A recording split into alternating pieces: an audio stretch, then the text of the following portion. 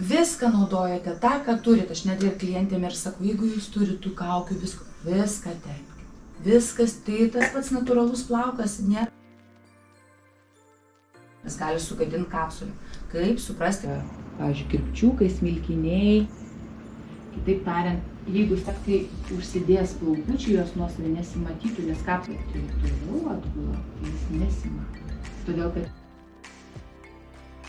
tai nežinote aidės, tai yra aidės. Nes pas mane buvo atėjusi viena mergaitė, tai ar aš gal galiu visada. Bet nepadarė. Ne, darbiavimo pas viršų.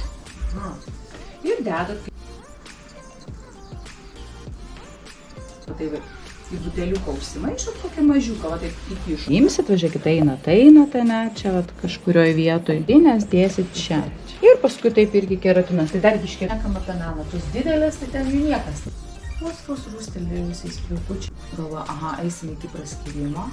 Tai kad ir aš bliksteliu. Nu, vat kaip nagai blizga, taip ir jis pablizga. Viskas matos. Bet priklausomai kiek. Tai man būtų įdomu va tas reikalas. Ką čia? Viena tokia gali pasidaryti. Čia reiks pripirkti. Jo, ir piškiuką, va, taip, kad ne piški toks didelis, nepatogu. Aš visada pasikerpu, kad būtų lengviau dirbti. Plytės, jeigu galvojat, kad viską padarė, dedat ant va šito griovelio. Nu. Aš sakiau, ir jūs matysit, ar gerai sukapsuliavot, ar ne, nes negražiai atrodo plokščia tokia.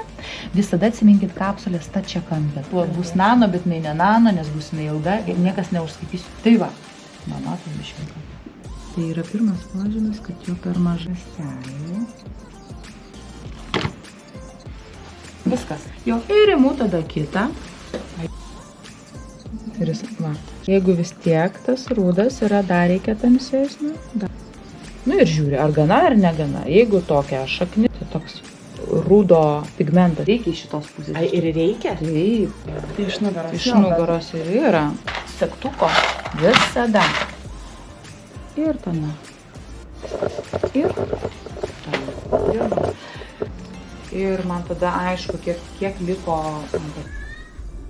Nu, tai. Geriau? Gerai. Aišku, kad gerai, žinai. Manau jo. Žiūrėkit, kaip gražiai.